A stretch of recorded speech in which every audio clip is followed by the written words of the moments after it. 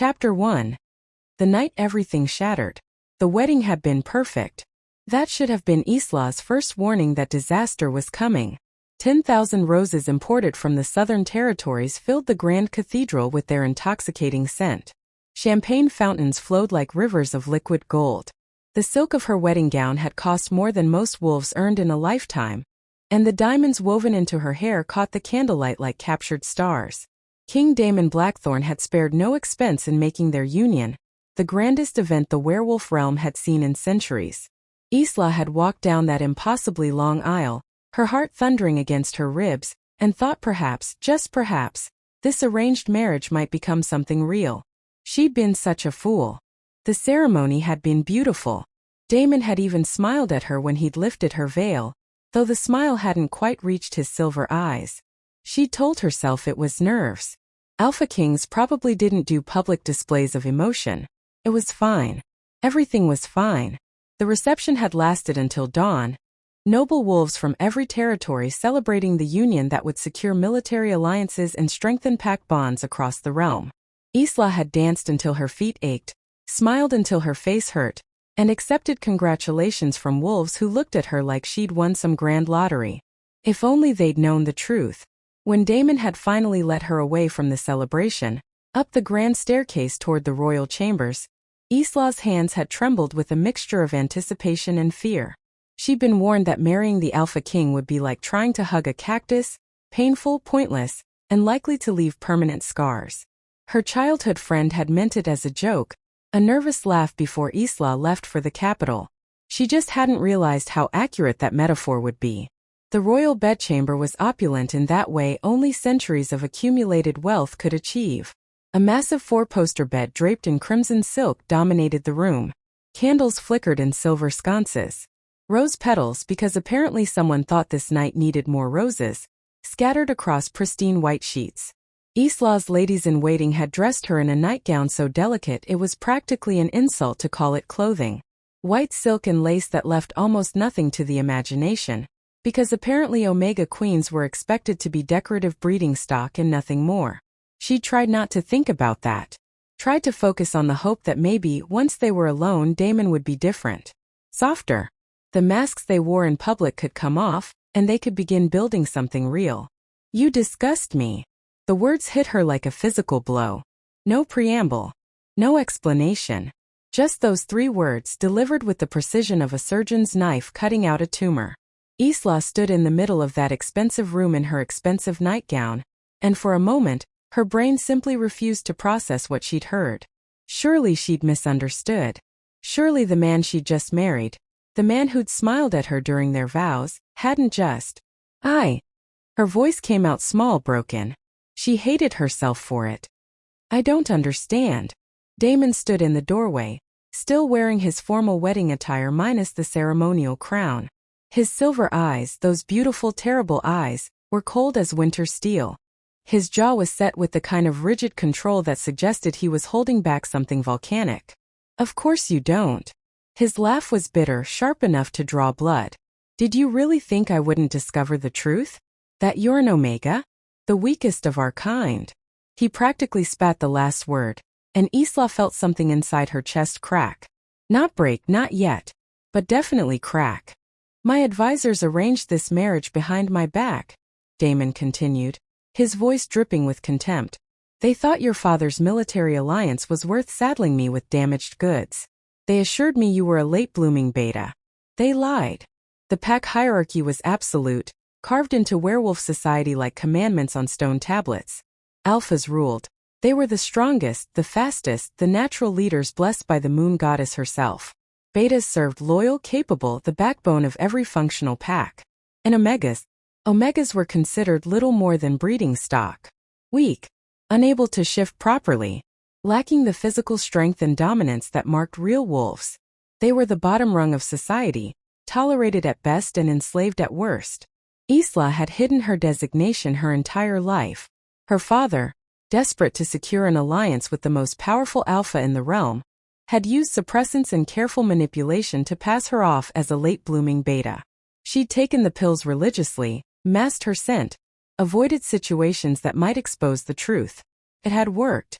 right up until her wedding night, when apparently someone had decided to enlighten the Alpha King about exactly what kind of wolf he'd just bound himself to for life. "I am your wife," Isla whispered, hating how her voice trembled, hating the tears that threatened to spill. "The moon goddess herself blessed our union. The vows were spoken. The moon goddess can take back her blessing." Damon turned away, his broad shoulders rigid with contempt. "I won't contaminate the Blackthorn bloodline with weak Omega pups. You'll remain queen in title only. A pretty decoration for state dinners. But don't ever expect me to touch you." Each word landed like a blow. Isla felt them accumulating, building into something that would either crush her or forge her into something harder. She wasn't sure which yet. "So that's it." She was proud that her voice didn't break. 5 minutes alone with your wife, and you've already decided I'm worthless?" "Not worthless," Damon corrected, still not looking at her. "You have diplomatic value. Your father's armies will support our borders. You'll smile and wave and play the perfect queen at public events. But in private, we are nothing to each other." "Why?" The question burst out before Isla could stop it. "Why even go through with the ceremony if you knew? Why not call it off?" Now he did turn, and the look in his eyes was colder than anything she'd ever experienced. Because alliances matter more than personal preference. Because breaking a royal engagement would have created a scandal that could destabilize 3 territories. Because, despite everything, I am a king first. And I'm just an Omega, Isla finished bitterly. "Yes. Simple. Brutal. Honest. You are." He walked toward the door that connected their chambers, because of course the royal couple had separate rooms. "I suggest you get some rest, Queen Isla. Tomorrow you'll begin learning how to play your part. My advisors will brief you on proper behavior, public appearances, and the expectations for your position." "And what position is that exactly?" Isla asked, surprising herself with the sharpness in her tone. "Decorative prisoner? Glorified ornament?" Damon paused at the door, his hand on the frame. For a moment she thought she saw something flicker in his expression. Regret, perhaps, or pain. But it was gone so quickly she must have imagined it. "You're the queen of the Blackthorn kingdom," he said quietly. "Start acting like it." Then he was gone, the door closing behind him with a finality that echoed through the empty chamber. Isla stood alone in her wedding nightgown, surrounded by rose petals and candlelight, and the shattered remains of whatever naive hope she'd been foolish enough to carry into this marriage. She looked at the untouched bed, at the champagne someone had left chilling in a silver bucket, at her reflection in the enormous gilt mirror that showed a woman who looked like a fairy tale princess but felt like something much darker. She didn't cry. Not yet. The tears would come later, in the dark hours before dawn, when she realized that this wasn't a nightmare she could wake from. This was her life now. But standing there in that moment, Isla Morningstar, Omega Queen rejected bride, made a decision that would change everything. She would survive this. Somehow. And she would make sure that Damon Blackthorn regretted every word he'd spoken tonight. What Damon didn't know, what no one knew, was that the wedding night hadn't been their first encounter. 3 months ago, at the Moon Festival Mask Ball, a tradition where enchanted masks disguised identities and pack rankings, Isla had met a man with silver eyes and a smile that made her forget how to breathe. They'd talked for hours about everything and nothing. The oppression of the pack system. Dreams of reform. The irony of wolves pretending to be civilized while still treating half their population like property. He'd been passionate, intelligent, surprisingly progressive for someone who was clearly high-ranking based on his bearing. And then they'd made love under the full moon in the royal gardens, hidden by honeysuckle and what Isla now recognized as catastrophically poor judgment. She'd never seen his face. The masks had been that powerful. The magic designed to ensure complete anonymity for one night of freedom from hierarchy and expectation. She'd woken alone at dawn with rose petals in her hair, and the memory of gentle hands and whispered promises. When she'd seen King Damon Blackthorn for the first time at their engagement announcement 2 weeks later, she'd recognized those silver eyes immediately. The shock had nearly knocked her off her feet. The man from the gardens, the one who'd held her so tenderly, who'd talked about changing the world, that man was the Alpha King. He hadn't recognized her. The suppressants had disguised her Omega scent completely, and the mask had hidden her features. He'd looked at her during their engagement announcement with polite indifference, showing no sign that he'd ever held her, kissed her, made love to her under the stars. Isla had been too shocked, too terrified to reveal the truth. What would she even say? Remember that woman you slept with at the ball? Surprise, it was me, your Omega bride. He'd probably accuse her of trickery or worse. So she'd said nothing. Kept the secret locked tight in her chest alongside her designation and her fear. Now, standing in the wedding chamber wearing her humiliation like a second skin, Isla touched her stomach where nothing showed yet but where she somehow knew, with the certainty that sometimes came to wolves attuned to their own bodies, that something was changing. 3 weeks had passed since their wedding night rejection. 3 weeks of sleeping in separate chambers, of playing the perfect queen at state dinners while Damon looked through her like she was glass. 3 weeks of Lady Seraphina Nightshade, Damon's chosen companion, because of course the Alpha King had a beautiful, powerful alpha female waiting in the wings, making Isla's life a carefully orchestrated hell. Accidents in the castle. Poison slipped into her food that made her violently ill. Rumors spread among the court that the Omega Queen was barren, unable to give the king an heir, a failure in the one role Omegas were supposedly designed for. And through it all, Isla felt the changes in her body. The exhaustion, the nausea, the heightened senses. When the healer finally confirmed it, twins, impossible and miraculous and absolutely catastrophic, Isla had laughed until she cried. Or maybe cried until she laughed. It was hard to tell the difference anymore. The irony was almost poetic. Damon had rejected her to avoid contaminating the Blackthorn bloodline with weak Omega pups. But the children growing inside her had been conceived before that rejection, before he'd known what she was, when he'd been the mysterious man at the ball who'd touched her like she was precious. These babies were his heirs. Pure Blackthorn genetics. And they were growing inside the Omega he'd thrown away. Isla had 2 choices. Tell Damon the truth and watch him either reject the children as impossible, no one would believe the masked ball story, or worse, take them and discard her entirely. Or she could run. Looking at herself in the mirror, at the queen who was really a prisoner, at the Omega who'd been stupid enough to believe in love, Isla chose survival. She chose to run. Chapter 2. The Escape. Planning an escape from the most heavily guarded castle in the werewolf realm should have been impossible. The Blackthorn castle had more guards than the moon goddess had stars, magical wards that could detect a butterfly's sneeze, and a paranoid security system designed by generations of alphas who'd survived assassination attempts.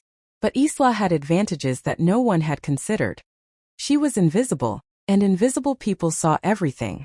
For 5 years, well, 5 years minus 3 weeks, she'd been the Omega Queen. The decoration. The failure. Wolves looked through her like she was glass, spoke freely in her presence as if she couldn't hear, made plans and plots without considering that the powerless woman in the corner might be paying attention. She'd learned the secret passages that honeycombed the ancient castle, befriended the servants who cleaned those passages, who moved through the walls like ghosts tending to the needs of nobles who never bothered learning their names. She'd been kind to them, not as strategy but because Isla remembered what it felt like to be invisible, to be considered less than. Now that kindness would save her life. "You're sure about this, Your Majesty?"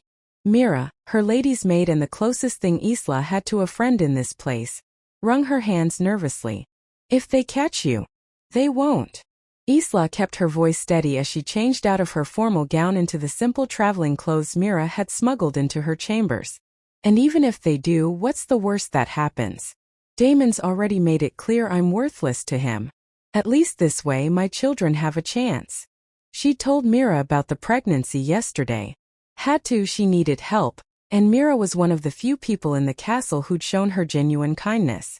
The young beta had cried, then sworn loyalty, then immediately began planning like a general preparing for war. "The East Wing entrance will be clearest during Lady Seraphina's gathering tonight," Mira said, consulting notes she'd been gathering for weeks. "Most of the guard will be focused on perimeter security for all the noble guests. The passage behind the library opens into the old servant quarters, and from there you can reach the outer walls. And transportation? Thomas the stable hand owes me a favor." Myra's smile was grim. "His sister is an Omega. He understands what's at stake." Isla touched her stomach, where her children grew in secret. For months along now, though the pregnancy barely showed thanks to careful clothing choices and the fact that Omega pregnancies often progress differently than Alpha or Beta ones. Soon though it would be impossible to hide. She had to leave tonight. What about you? Isla asked quietly. Helping me makes you complicit. When they realize I'm gone, I'll play dumb. Myra's expression hardened. Just another stupid servant who didn't notice anything unusual. They'll believe it because they want to believe it. Betas like me? We're furniture to them. The bitter truth in those words made Isla's heart ache. This whole system was rotten from the top down. Alphas ruling through dominance and fear. Betas trapped in the middle. Omegas crushed at the bottom. And everyone pretending it was natural, blessed by the moon goddess, the way things had always been and always would be. Well, maybe it was time for things to change. Thank you, Isla said, pulling Mira into a fierce hug. For everything. I won't forget this. Just promise me something, Mira whispered. Promise me you'll build something better. Wherever you go, whatever you do, build something better than this. I promise.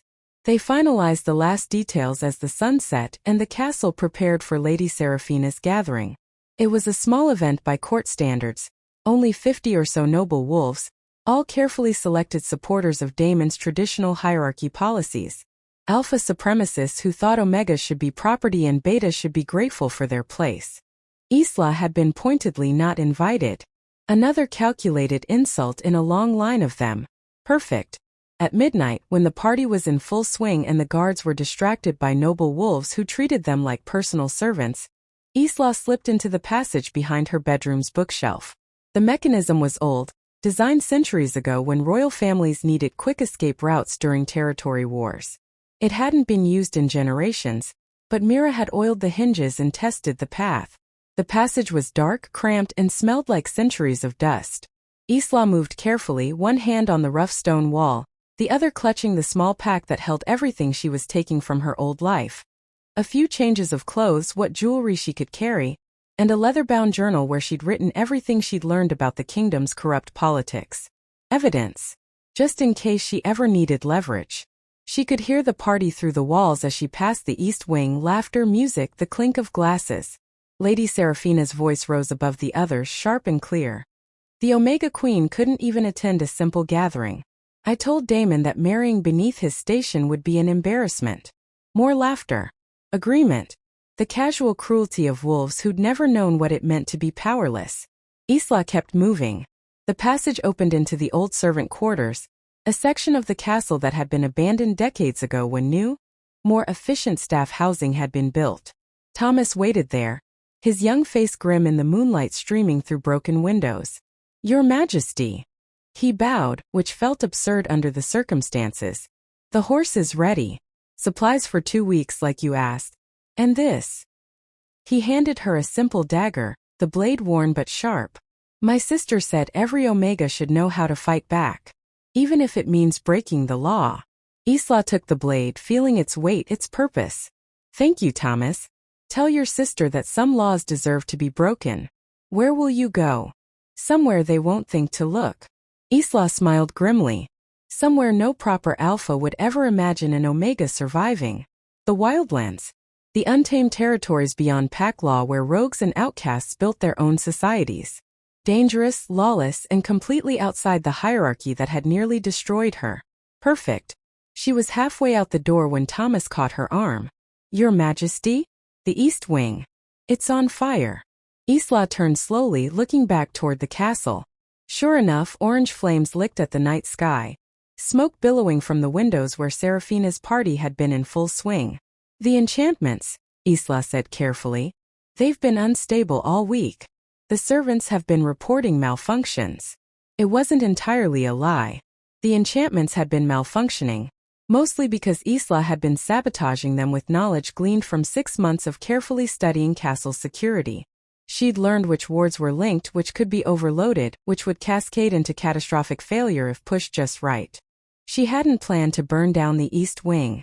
Just create enough chaos to cover her escape. But if a few Alpha supremacists got singed in the process, well, accidents happened. You should go, Thomas said quietly. and his expression suggested he understood more than he was saying. Before the guards spread out to search, Isla mounted the horse, a steady mare who'd carried supplies along the Wildlands border routes. She knew the way even in darkness. Behind her the castle bells began to ring. Alarm, fire, chaos. Wolves shouting. Lady Seraphina's voice, shrill with panic. Guards running.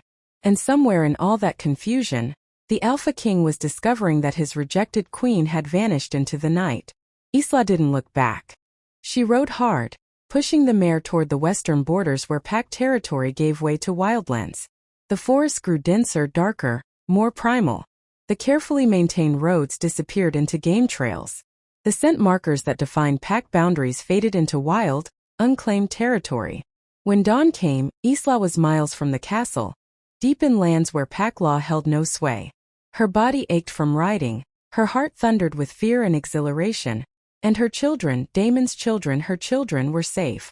For now. The mare finally slowed as they reached a clearing where a stream cut through ancient trees. Isla dismounted on shaky legs, let the horse drink, and allowed herself to feel the magnitude of what she'd just done. She'd escaped the Alpha King, burned his castle, fled to outlaw territory while pregnant with his heirs. She should have been terrified. Instead, standing in that wild place with the morning sun breaking through the canopy, Isla Morningstar felt something she hadn't experienced in months. Freedom. Chapter 3. The Wildlands. The Wildlands were supposed to be death for civilized wolves. Everyone said so. The stories passed down through generations about rogues who went mad without pack bonds, about the lawless violence that ruled beyond pack territories, about omegas who were taken as slaves by stronger wolves. Turned out, like most things Alpha said about omegas, it was mostly propaganda. The truth was more complicated and infinitely more interesting. Isla survived her first 3 weeks in the Wildlands through a combination of luck, stubbornness, and the knife Thomas had given her. She learned quickly that the pregnant omega alone in the woods act bought her more suspicion than sympathy from the rogues she encountered. They'd seen too many traps, too many baits used by pack wolves trying to hunt them down. It was a mother with 2 pups who finally gave her a chance. "You're either the dumbest omega I've ever met or the bravest," the woman said, studying Isla across a campfire in a temporary settlement that housed maybe 20 wolves. "Coming out here alone, pregnant, with nothing but a horse and false hope." Her name was Kara, and she'd been a beta from the Northern Territories before her alpha had decided she was too old to be useful and cast her out. The pups, both boys around 3 years old, were half-starved but scrappy, watching Isla with the wary calculation of children who'd learned early that safety was an illusion. "I'm both," Isla admitted. "Dumb and brave. Sometimes the categories overlap." Kara laughed at that, sharp and surprised. "The Blackthorn Queen. We heard rumors you died in the castle fire." "I helped start the castle fire." Isla saw no point in lying. "And its former queen. I doubt Damon's claiming me anymore." "Smart move leaving. Alpha King's a piece of work."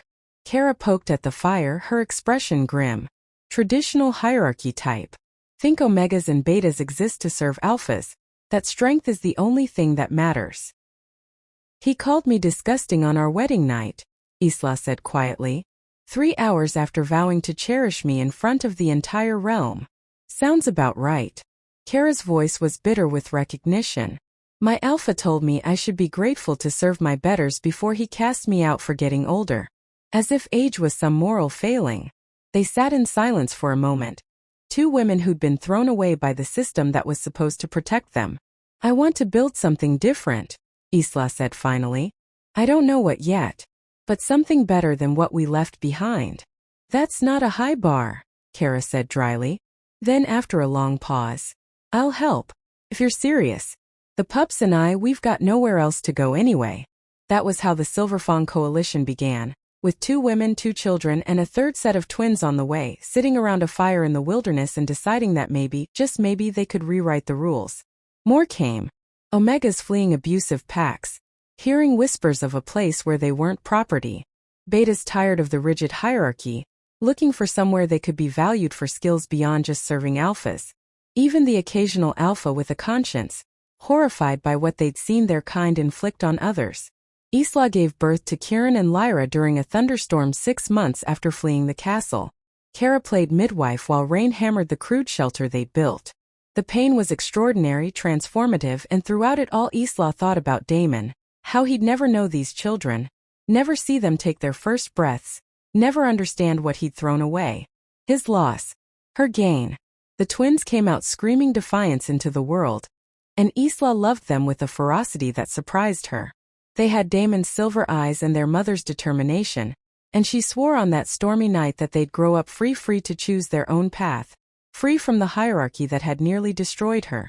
The Wildlands taught Isla things the castle never had: how to fight with blade and claw, how to hunt without relying on pack coordination, how to read tracks and weather and the subtle signs that meant danger or opportunity.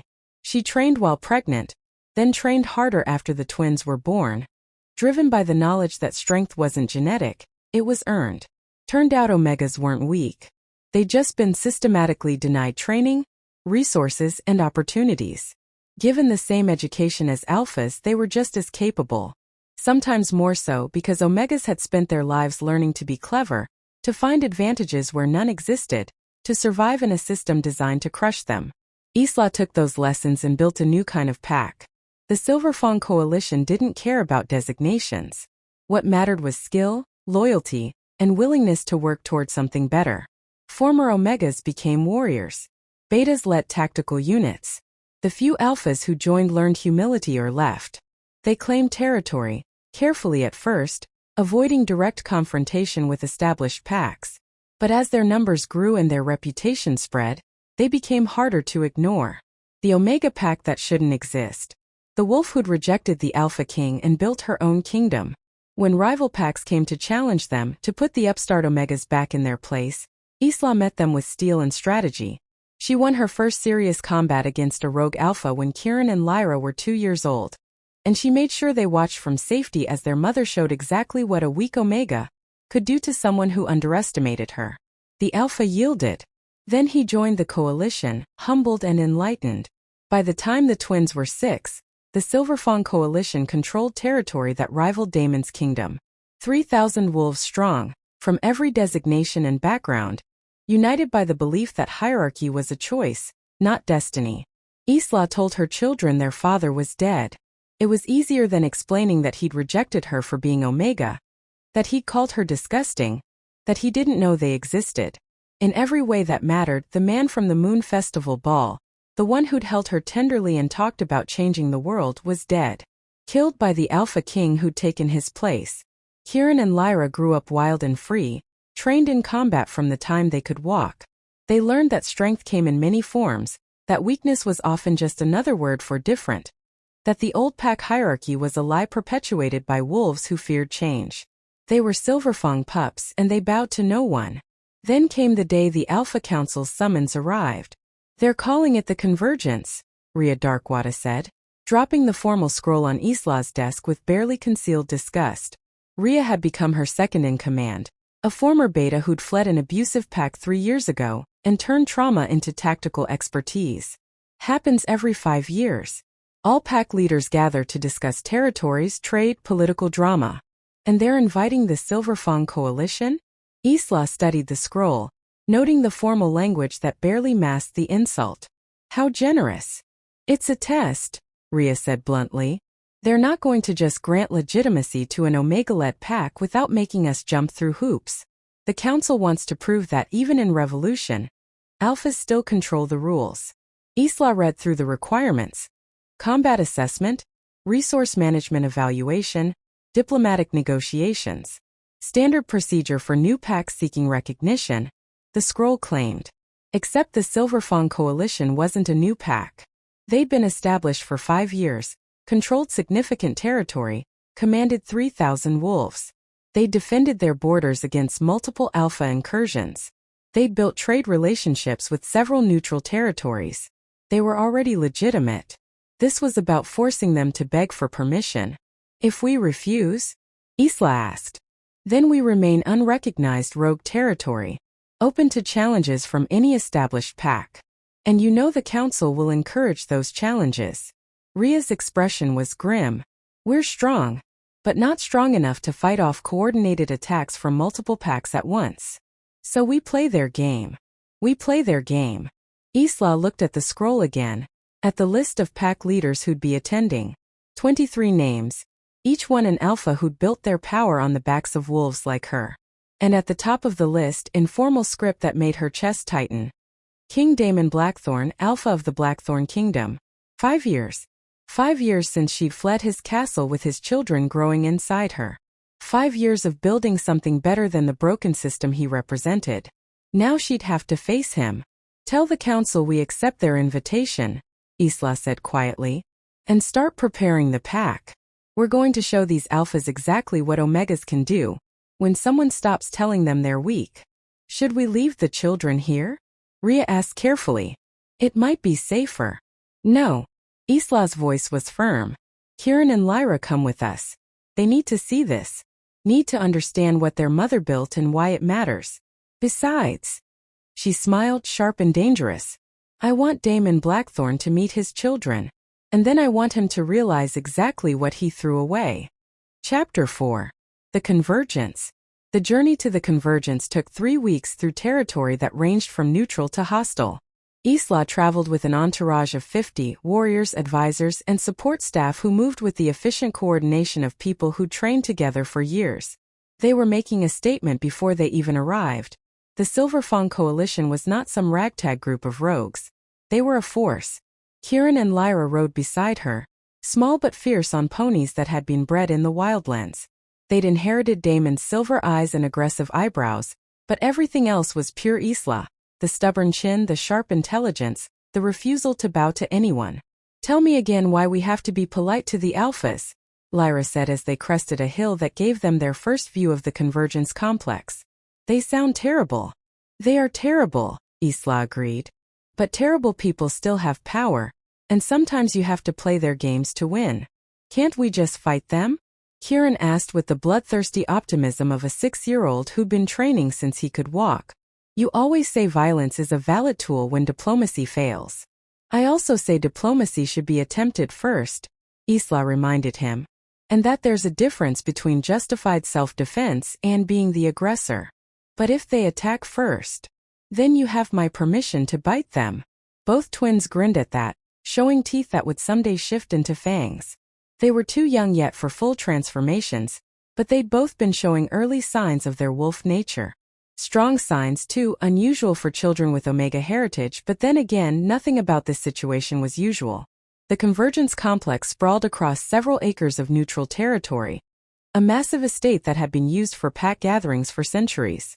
The main hall was an architectural marvel of stone and timber, designed to accommodate hundreds of wolves, while projecting an aura of ancient power and legitimacy. Isla thought it looked like it was compensating for something, but she kept that opinion to herself. They arrived at sunset, timing it for maximum dramatic effect. The other packs had already gathered, their banners flying from designated quarters. Isla noted the positions, alphas given the central, most prestigious locations, established packs near the main hall, newer or smaller packs relegated to the outskirts. The Silverfang coalition had been assigned quarters in the east wing, as far from the important alphas as physically possible. Subtle. They're trying to insult us, Rhea observed as they dismounted. Of course they are, Isla said. They want us to feel diminished before negotiations even begin. Standard intimidation tactics. Is it working? Isla looked at the massive complex, at the alpha banners flying proudly, at the guards who watched them with barely concealed contempt. She thought about the woman she'd been 5 years ago, the rejected queen who'd fled in the night, terrified and alone. Then she looked at her warriors, her advisors, her children. The pack she'd built from nothing. Not even slightly. They'd barely finished settling into their assigned quarters when a servant arrived with a summons to the opening ceremony. Formal attire required, the message said. The Convergence would officially begin at sunset. Isla had prepared for this. She dressed in clothes that split the difference between warrior and diplomat. Fitted leather armor decorated with the Silverfang coalition symbol, a silver wolf in mid-leap. Her hair was braided in the style of Wildlands warriors, practical but elegant. She wore no jewelry except for a simple silver cuff that Kara had made her 3 years ago, inscribed with the coalition's founding principle. Strength is earned, not inherited. Kieran and Lyra had matching smaller versions of her outfit, down to the braided hair and silver cuffs. They looked like miniature warriors, and Isla felt a fierce pride in them. "Remember," she told them as they walked toward the main hall, "we're representing every Omega, every Beta, every wolf who's been told they're not good enough. That means we walk in there with our heads high and our spines straight. We don't apologize for existing." "What if someone's mean to you?" Lyra asked, her small hand tightening in Isla's. "Then I'll be mean back. Politely. With perfect diplomatic courtesy and a smile that doesn't reach my eyes." "Can we be mean too?" "Only if I give you permission." The Convergence Hall's main entrance was designed to intimidate. Massive doors carved with scenes of historical pack victories, wolves in their shifted forms bringing down prey and enemies alike. The message was clear.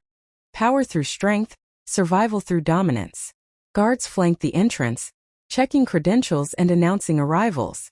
When Isla's group approached one of the guards, a young alpha who probably thought his designation made him superior, looked at them with barely concealed disdain. "Name and pack," he demanded. "Alpha Isla Silverfang," she said clearly. "Leader of the Silverfang coalition."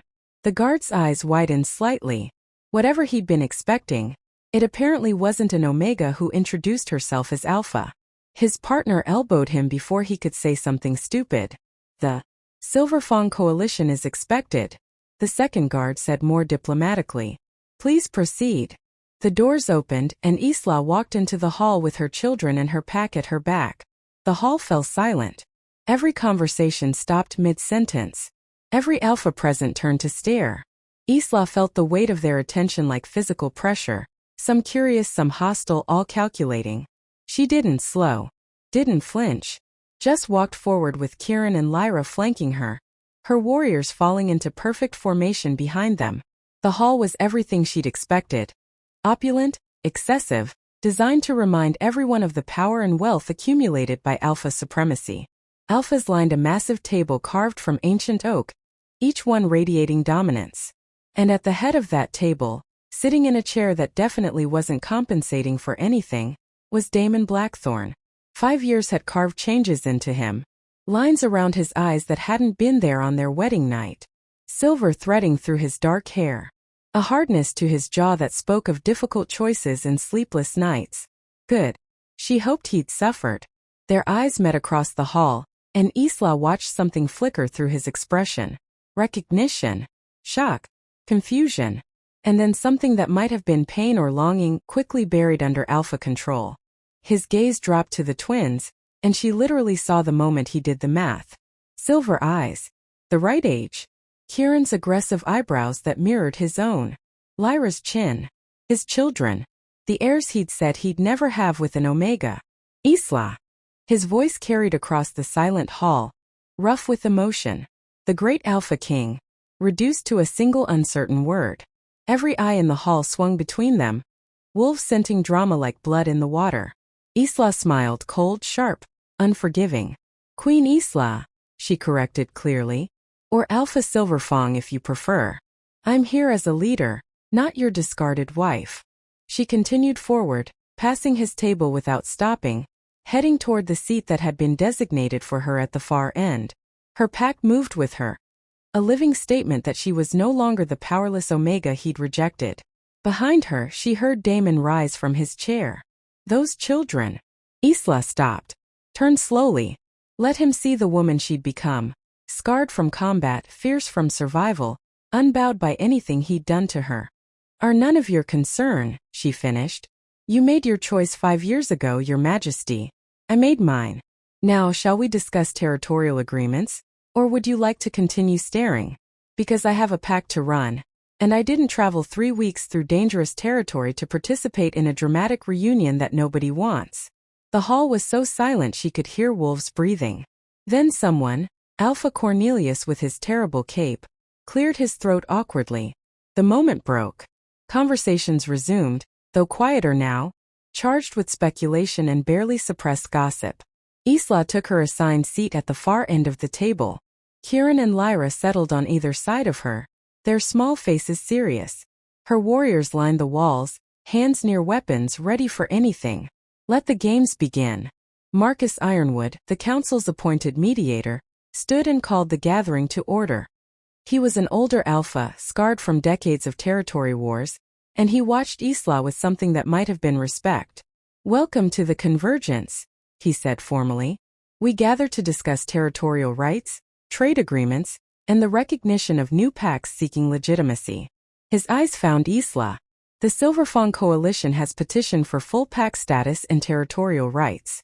As is standard procedure, they will undergo 3 trials: combat assessment, resource management evaluation, and diplomatic negotiation. Success requires demonstrating capabilities equal to established packs." "And if we fail?" Isla asked, though she already knew the answer. "Then your territory remains unrecognized, open to claims by any established pack." Translation: "Jump through our hoops or we'll destroy everything you've built." "When do these trials begin?"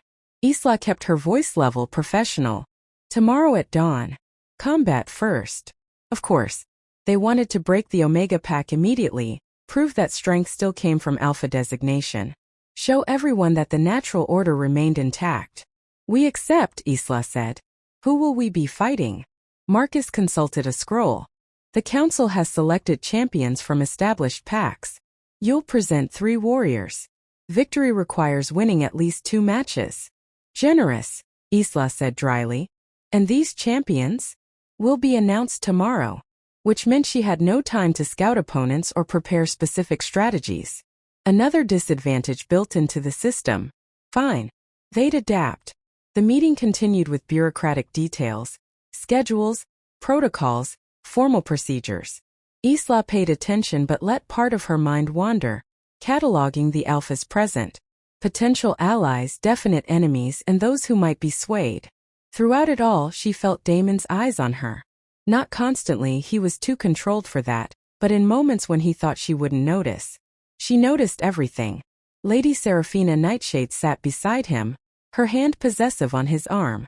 The Luna had aged beautifully, maintaining the kind of perfect appearance that came from never experiencing real hardship.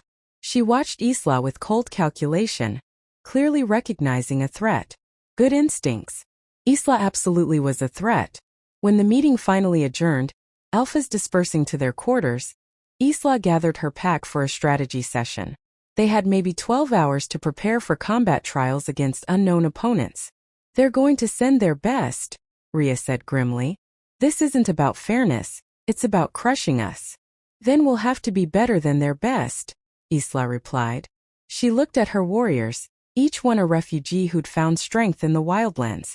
Who wants to make history tomorrow by beating Alpha supremacists at their own game? Every hand went up.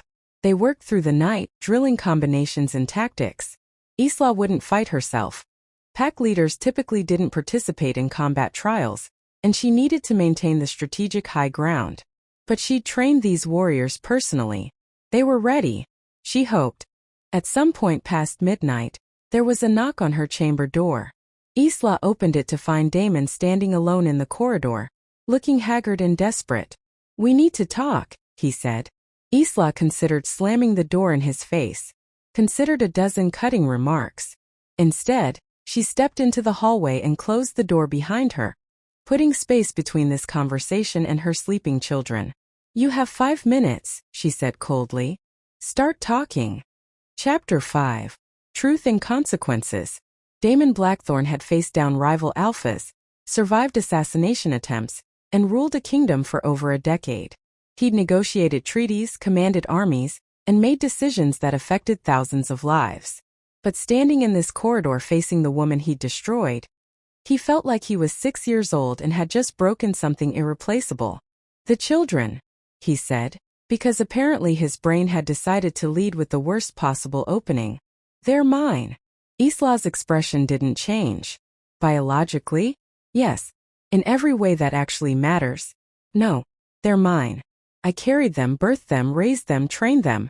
You're just the genetic donor who happened to have strong enough swimmers to overcome suppressants and sheer denial." Each word hit like a physical blow. Damon deserved it. He knew he deserved it. That didn't make it hurt less. "How?" he asked. "We never, on our wedding night I didn't." "The Moon Festival," Isla said flatly. 3 months before our wedding. You were wearing a black wolf mask. I was wearing silver.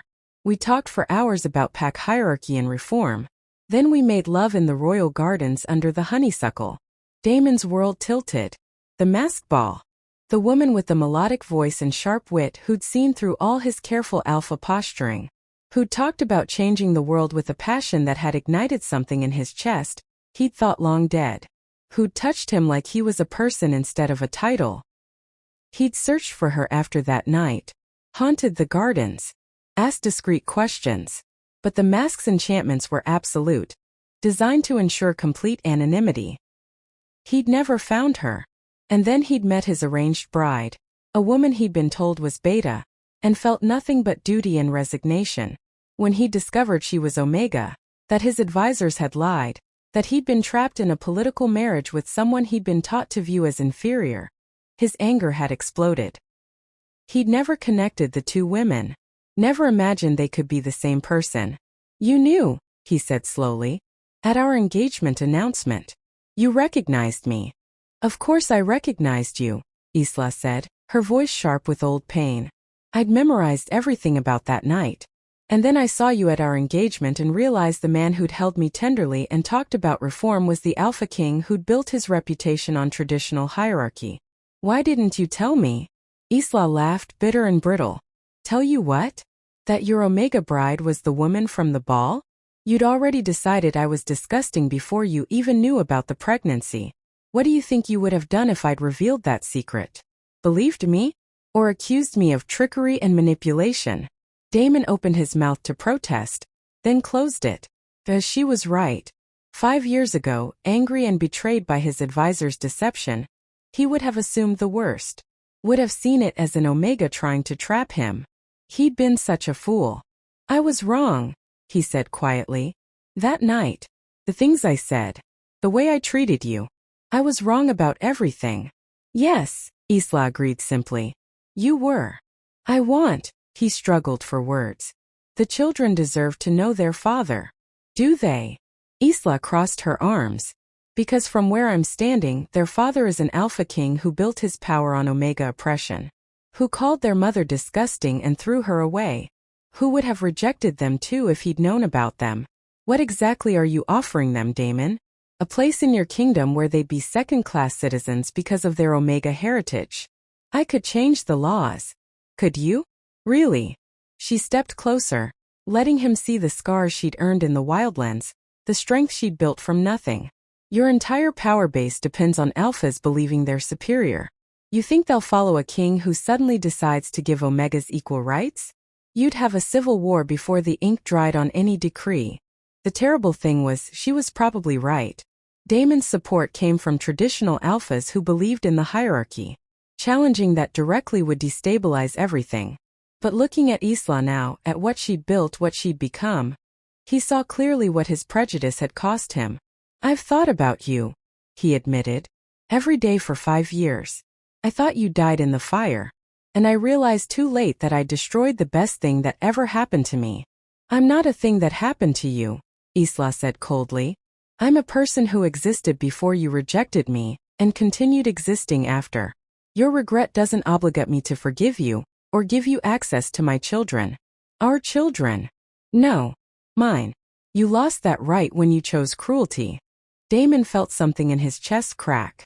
What can I do to make this right? Nothing, Isla said simply. There is no making this right. You can't unsay those words. Can't unlive 5 years. Can't undo the damage your system inflicts on wolves like me every single day. Then what do you want from me? I want you to stay away from my children. I want you to recognize the Silverfang coalition without these insulting trials. And I want you to live with the knowledge that you threw away your mate, your children, and any chance at happiness because you were too concerned with bloodline purity and alpha supremacy. Mate. The word hit him like lightning. You felt it too, he said. That night at the ball. The connection. Of course I felt it, Isla said, and for the first time he heard real pain in her voice. The moon goddess blessed our union, Damon. Not just the political marriage, the actual bond. We were mates.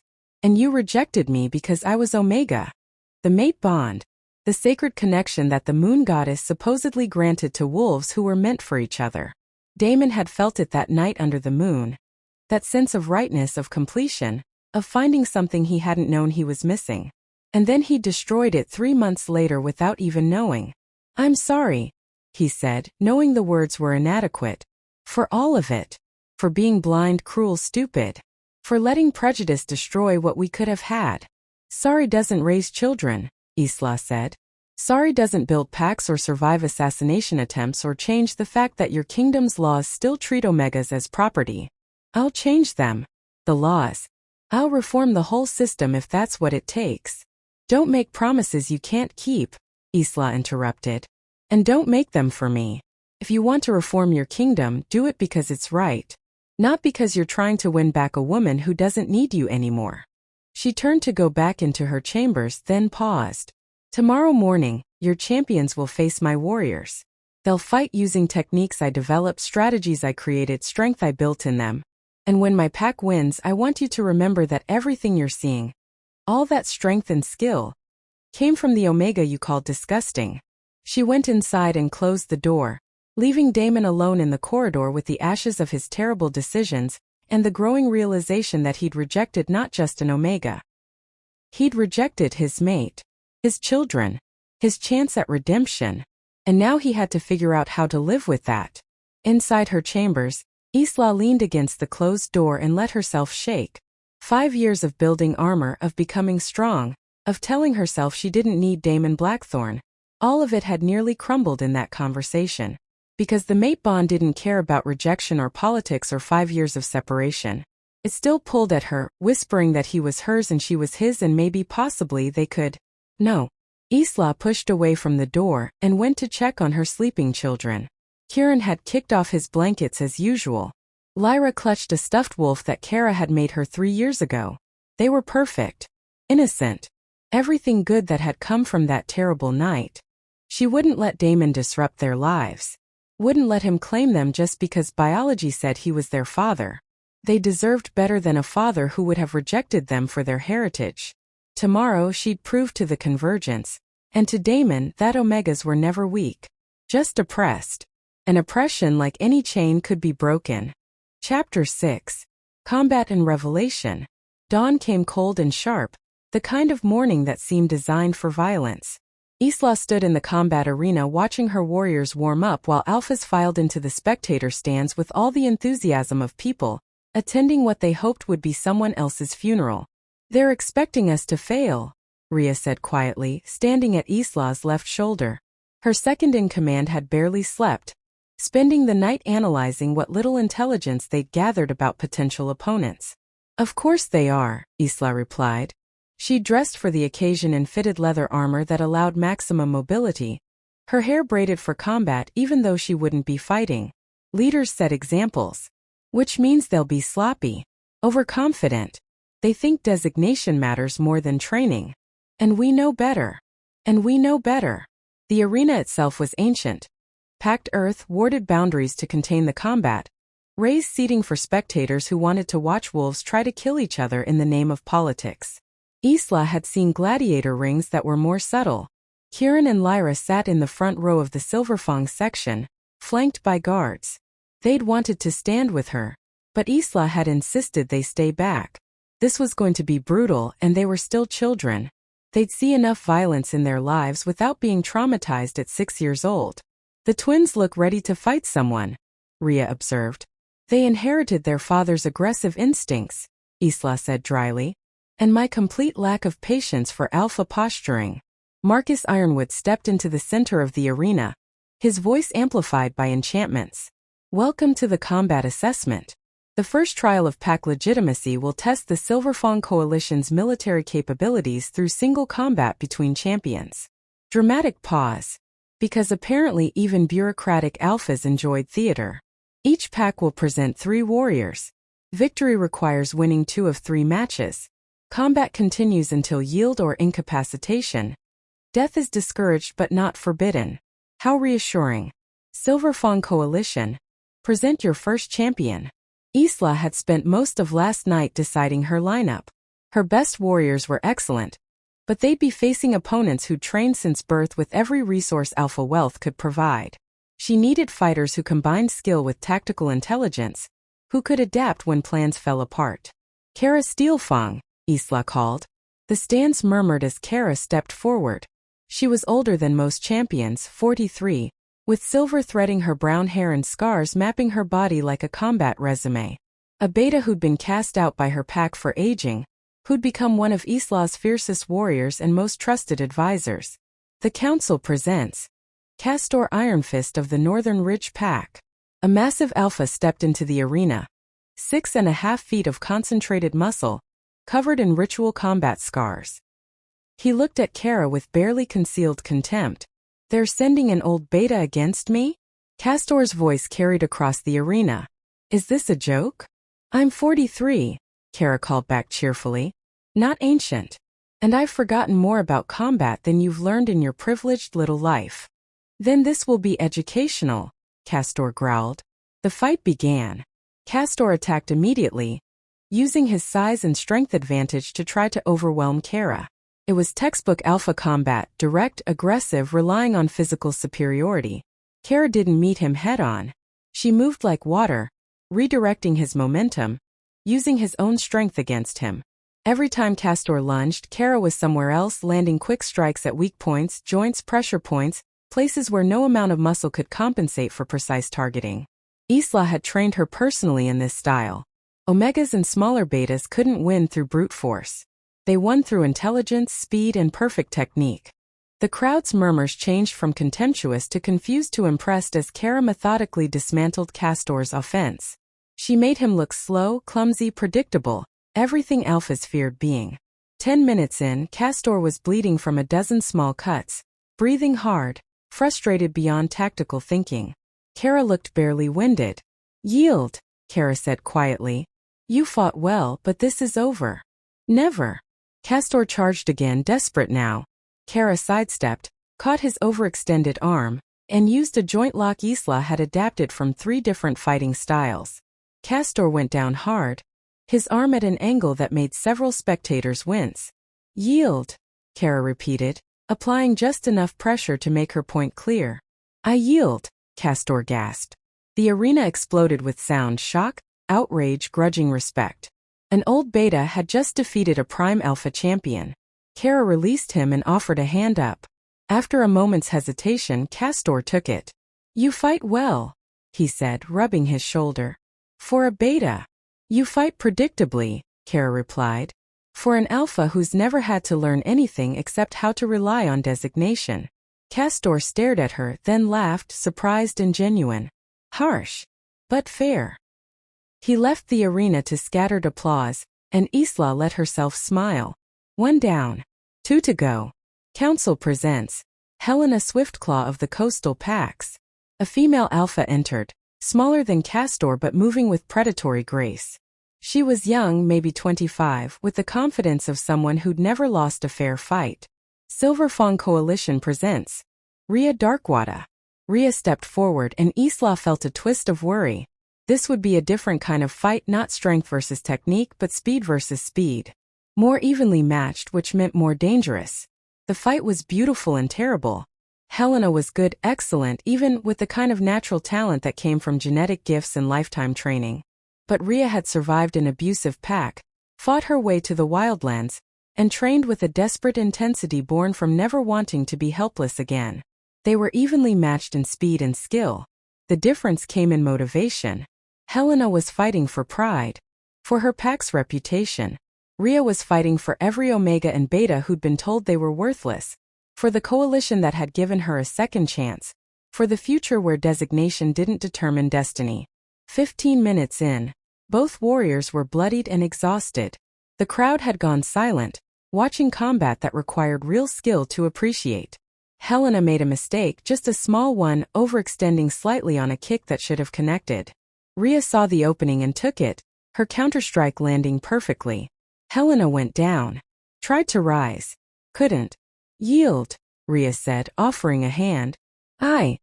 Helena looked at the offered hand, then at her own pack section of the stands. I yield. 2 for 2. The Silverfang Coalition had already won the combat trial.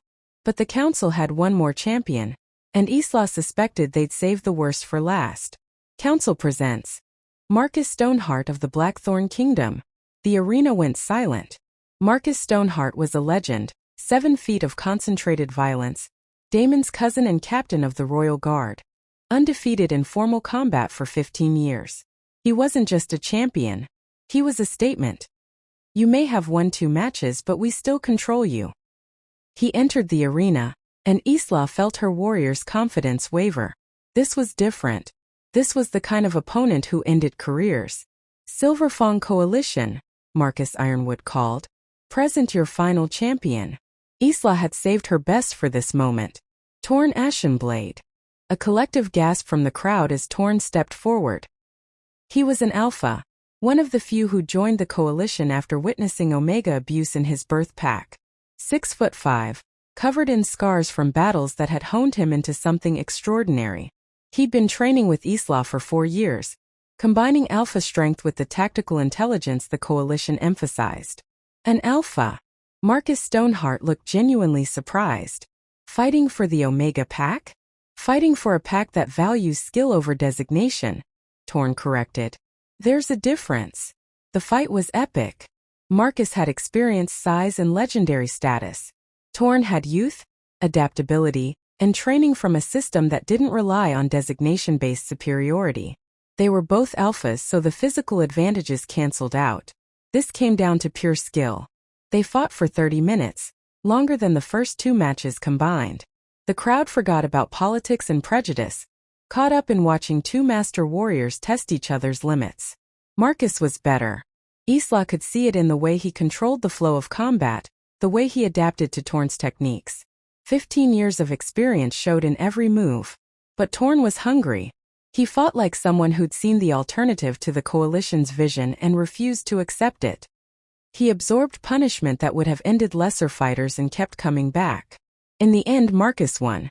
Torn yielded when a perfectly executed throw left him unable to continue without permanent injury. But the crowd's reaction wasn't what Isla had expected. Instead of triumphant alpha supremacists cheering, there was respectful applause, for both warriors. Because Torn had pushed the legendary Marcus Stoneheart further than anyone had in years. Silverfang Coalition has won 2 of 3 matches, Marcus Ironwood announced. Combat assessment passed. The coalition section erupted in cheers. Isla let herself breathe for the first time in hours. They'd done it. Proven that designation didn't determine strength. Shown these alphas that omegas and betas could fight, could win, could be just as capable as anyone else when given the training and opportunity. She looked across the arena to where Damon sat in the royal section. He was staring at her, his expression unreadable. She stared back, letting him see her pride, her triumph, her complete lack of need for his approval. Then she turned away and went to congratulate her warriors. Later, after the arena had cleared and the pack was celebrating, Kieran approached Isla with his characteristic bluntness. The big alpha who fought last, he said. The one who won. He looked like you. Isla's heart stopped. What? His eyes. They're the same color as mine and Lyra's. Silver. Kieran studied her face with that unsettling intelligence that made him seem much older than 6. That's not common, is it? Silver eyes. No, Isla admitted. It's not. Is he related to us? Isla looked at her son, at Damon's son, their son, and realized she couldn't keep lying. Not here, not when Damon had already figured it out. Better they hear the truth from her than learn it some other way. Yes, she said quietly. He's your father. Both twins stared at her. But you said our father was dead, Lyra said, her voice small and confused. The man I knew is dead, Isla said carefully. The man who held me kindly and talked about changing the world. He died when he became the Alpha King. What's left is complicated. Does he know about us? Kieran asked. Yes. As of last night. Does he want to meet us? Isla hesitated. Yes. But that doesn't mean we have to let him. Your father made choices that hurt me badly. He might regret those choices now, but that doesn't erase them. What do you want us to do? Lyra asked. Isla pulled both children close, feeling the weight of this decision. I want you to be children. To grow up safe and loved and free from the politics that nearly destroyed me. But I also want you to choose for yourselves. When you're older. When you understand what it means. We're smart, Kieran said seriously. We can understand now. I know you're smart. But some things require more than intelligence. They require experience and time and… She stopped, struggling for words. Your father rejected me for being Omega. Called me disgusting. Threw me away. If I let you meet him, if you form attachments, and he disappoints you the way he disappointed me. You're trying to protect us, Lyra finished. Always. The twins looked at each other, having one of those silent conversations that siblings sometimes could. Finally Kieran spoke. We want to meet him. But only if you're there. And only if he apologizes to you first. Properly.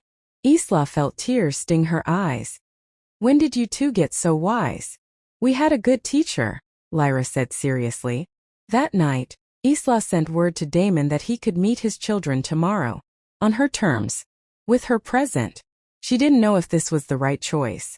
Didn't know if Damon had truly changed or if he was just another alpha trying to claim what he'd thrown away. But her children deserved the chance to decide for themselves. And maybe, just maybe, she deserved closure. Chapter 7. Redemption and Reckoning. The meeting was scheduled for midday in one of the Convergence's neutral gardens, public enough to prevent private drama, secluded enough for an honest conversation. Isla arrived early with the twins, using the extra time to settle her nerves and remind herself that she was Alpha Silverfang now, not the rejected Omega Queen. Remember, she told Kieran and Lyra, you don't have to like him. You don't have to forgive him for what he did to me. This is just a meeting. That's all. What if he's mean? Lyra asked quietly. Then we leave, Isla said firmly. And he doesn't get another chance. Damon arrived exactly on time, which somehow annoyed Isla. He looked exhausted, dark circles under those silver eyes, hair slightly disheveled like he'd been running his hands through it. Good. He should be nervous. He stopped 10 feet away, his eyes immediately finding the twins. Isla watched his expression shift through a dozen emotions, wonder, regret, longing, pain. They look like you, he said to Isla. Both of them. The expressions, the way they hold themselves. They're Silverfang pups, Isla replied. Raised in the Wildlands. Whatever genetics they inherited from you has been tempered by 5 years of learning that strength comes from adaptability, not designation. I didn't mean. Damon stopped, seemed to gather himself. You're right. They're your children first. I understand that. He knelt down to be at the twins' eye level, which was surprisingly thoughtful. My name is Damon. I'm your father. Biologically. Though I understand I have no right to claim that title beyond genetics.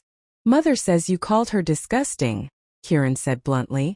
The 6-year-old had apparently decided subtlety was for people who didn't need to protect their parent. Damon flinched. I did. And it was the cruelest, most foolish thing I've ever done. Your mother is the strongest, bravest person I've ever met. And I was too blind to see it. Why were you blind? Lyra asked with childish directness. Because I was taught that Omegas were weak. That designation determined worth. I believed those lies and I hurt your mother because of them. I'm sorry. I know sorry doesn't fix anything, but… His voice cracked slightly. I'm more sorry than I have words for. The twins looked at each other, then at Isla. She gave them a small nod, permission to speak their minds. We don't know you, Kieran said carefully. And Mother says people should be judged by their actions, not their words. So we'll see. That's fair, Damon said. That's more than fair. They talked for an hour. Damon asked about their lives, their training, their interests. The twins answered with the wariness of children who'd been raised to question everything. Isla watched carefully, ready to end this at the first sign of disrespect or alpha superiority. But Damon surprised her. He listened more than he talked. Asked questions that showed genuine interest, not just alpha entitlement to information. When Lyra mentioned her favorite weapon was a small bow, he didn't dismiss it as inappropriate for a girl. He asked about her accuracy and technique. I'm not asking to be your father, Damon said finally. I know I haven't earned that. But if you'll let me, I'd like to try. To be present in your lives. To prove I'm better than the man who hurt your mother. Maybe, Kieran said, non-committal. We'll see. The twins wandered off to examine the garden's koi pond. giving their parents a moment of privacy. Isla watched them go, then turned to Damon. "Thank you for not being terrible," she said. "That's a low bar." "You said it yourself." Damon winced. "Fair. Isla, I need to tell you something. About the laws." "Don't," she said sharply. "Don't make promises about reform to win me over. If you're going to change your kingdom, do it because it's right. I have been. For the last 3 years. He pulled out a scroll from his jacket. "After you disappeared, after I thought you were dead, I started questioning everything. The hierarchy, the way we treat omegas and betas, the whole rotten system I'd built my power on." Isla took the scroll, unrolled it. It was a draft decree, comprehensive reform of omega rights, beta protections, consequences for abuse. Not perfect, but better than anything that currently existed in pack law. "This would destroy your support base," she said. "I know. Half my alphas are already threatening revolt. That's why I've been moving carefully. Building alliances with younger wolves who want change." He met her eyes. "I'm not doing this to win you back. I'm doing it because you were right that night at the ball, before either of us knew who the other was. The system is broken.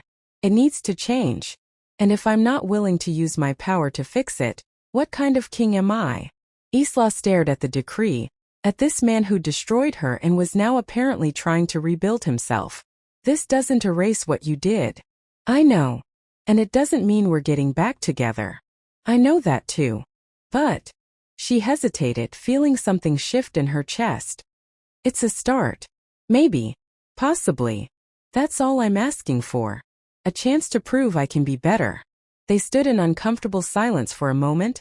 Years of pain and possibility stretching between them like a bridge neither was sure would hold their weight. "The mate bond," Isla said quietly. "You feel it too. Still. Every day. Every moment." Damon's voice was rough with emotion. "It's like having my heart torn in half, and being forced to function with the missing piece walking around in someone else's chest." "That's actually pretty accurate," Isla admitted. "If I could go back." "You can't. No one can. We only move forward." "Then let me move forward with you.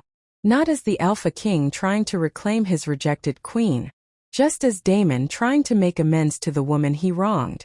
Trying to be a father to children who deserve better than his mistakes." Isla looked at her twins by the pond, then at Damon. At the future she'd built without him and the one they might build together, if she was brave enough or foolish enough to try. "I can't promise anything," she said finally. "The Silverfang coalition is my priority. My children's safety is my priority. But I'll allow you to try. Under conditions. Name them. You recognize the coalition fully. No more trials, no more hoops. We're legitimate, end of discussion. Done. You support Omega reform across all pact territories, not just your kingdom. Use your influence with the council."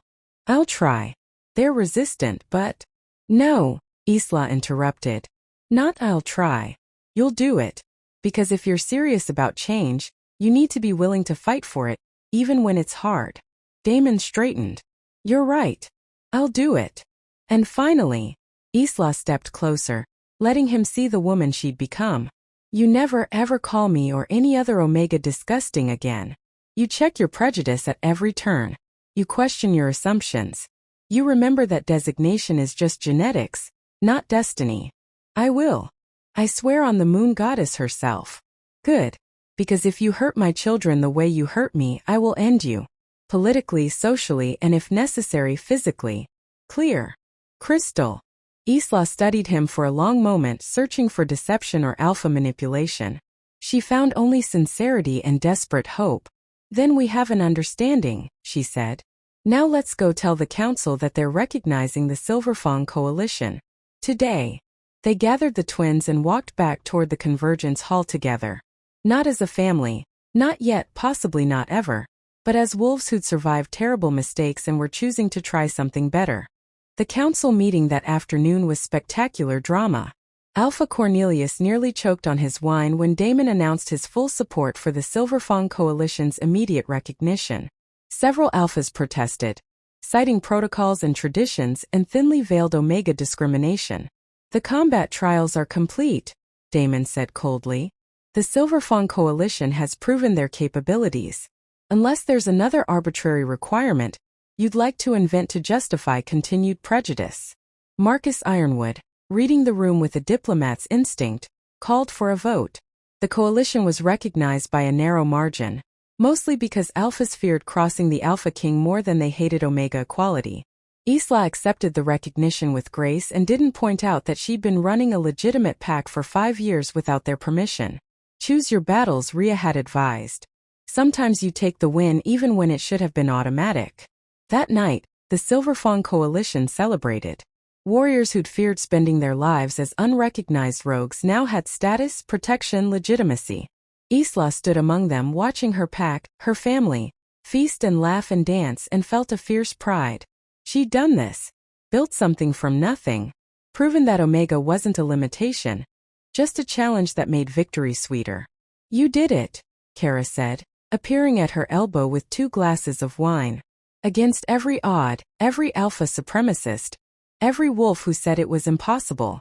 We did it, Isla corrected. I couldn't have built this alone. True. But you're the one who had the vision. The courage to try. They clinked glasses, drinking to impossible victories and found families. Damon appeared at the edge of the celebration, hesitant. Isla waved him over because excluding him felt petty and she was trying to be the bigger person. Your pack seems happy, he observed. They've earned it. Every single one of them fought for this. I've been thinking, Damon said carefully, about what you said, using my influence for broader reform. And I want to call a special council session. Propose comprehensive Omega rights legislation across all territories. It'll be a fight, but it's necessary, Isla finished. Yes, do it. He looked at her, and she saw the man from the Moon Festival Ball, the one who'd talked about changing the world with passion and hope. Maybe that man hadn't died. Maybe he'd just been buried under alpha expectations and fear of change. Dance with me, Damon said suddenly. What? Dance with me. Like we did at the ball. Before everything went wrong. Isla should have said no. Should have maintained professional distance. Should have protected herself against hoping for things that might destroy her again. But the mate bond pulled at her chest, the wine had lowered her defenses, and she was tired of being strong every single moment. One dance, she said. That's all. They moved to the edge of the celebration where wolves were already dancing to music played by coalition musicians. Damon pulled her close, not possessively but carefully, like she was precious and he was afraid of breaking her again. They swayed together, and Isla felt the years fall away. For just a moment, they were the masked wolves in the garden again, before identities and rejections and terrible choices. I missed this, Damon whispered. Missed you. Missed the possibility of us. Don't, Isla said quietly. Don't make this into something it isn't. What is it then? She thought about the question, about the mate bond that refused to break despite everything, about the children watching them from across the celebration with cautious hope. It's a second chance, she said finally. Not a guarantee. Not a promise. Just a chance to see if what we had was real, or just moon madness and bad timing. I'll take it, Damon said. However long it takes. Whatever it requires. I'll prove I'm worth a second chance. The song ended. They pulled apart, the distance between them somehow smaller than it had been. Isla looked at her pack, her children, her hard-won freedom. Then at Damon, flawed, changed, trying. We'll see, she said, echoing her son's words. We'll see. 3 months later, the council approved Damon's Omega rights legislation by a narrow vote. 5 territories immediately seceded in protest, threatening civil war. Damon crushed the rebellion with military force and political maneuvering, proving that reform didn't mean weakness. 6 months after that, Kieran and Lyra asked if their father could visit the Wildlands to see their home. Isla agreed, and Damon spent a week living like a coalition wolf. No servants, no luxury, just work and community, and the raw reality of life beyond alpha privilege. He came back changed, with new respect for what Isla had built and deeper understanding of what Omegas survived daily. A year after the convergence, Damon proposed. Not marriage, they weren't ready for that yet, but a formal courtship. Old-fashioned, careful, giving both of them time to build something real. Isla said yes, Not because she needed him but because she chose him. This time with eyes wide open and power in her own hands. The courtship was rocky. They fought about politics, pack traditions, how to raise the twins. But they also laughed, shared dreams, slowly rebuilt trust that had been shattered. 2 years after the convergence, they married again. A small ceremony in the Wildlands, witnessed by the Silverfang coalition and Damon's reformed court. The twins stood as attendants, proud and fierce in their coalition armor. "Do you, Damon Blackthorn, take Isla Silverfang as your mate and equal partner?" the officiant asked. "Equal partner," Damon said clearly. "She was always my equal. I was just too blind to see it." "And do you, Isla Silverfang, take Damon Blackthorn as your mate and equal partner?" Isla looked at the man who'd destroyed her and rebuilt himself. At the future they'd carved from impossible circumstances. At the proof that people could change if they wanted it badly enough. "I do," she said. They kissed and the wolves howled their approval. Coalition and kingdom unified in celebration. Later, as the party wound down, Isla stood with Damon watching the twins play with other coalition pups. "Thank you," Damon said quietly. "For what?" "For surviving. For building this. For giving me a second chance I didn't deserve." "You're right," Isla said. "You didn't deserve it. But my children deserved a father willing to change. And I deserved a mate who saw me as equal. Always," Damon promised. "From now on, always." Isla leaned into him, feeling the mate bond settle. Complete at last, healed from years of rejection and pain. She'd been an Omega Queen rejected on her wedding night. She'd become Alpha Silverfang, leader of a revolution. Now she was both. And neither. Just Isla, mother, leader, mate, survivor. And that was enough. More than enough. It was everything. 5 years later, Kieran and Lyra would lead a reform movement that transformed pack law across 3 continents. 10 years later, the title Omega would lose its stigma entirely, becoming just another designation without implied weakness. And 20 years later, when historians wrote about the Great Pack reforms, they'd point to a single moment as the catalyst. The day an rejected Omega Queen walked into the convergence with her children and proved that strength was earned, not inherited. That designation was destiny only if you accepted the chains others tried to forge. And that sometimes the greatest power came from survival, transformation, and refusing to bow. If this story resonated with you, click subscribe and let me know in the comments where you're watching from, because tomorrow I will be giving you another story just as crazy as this one. And you don't want to miss it.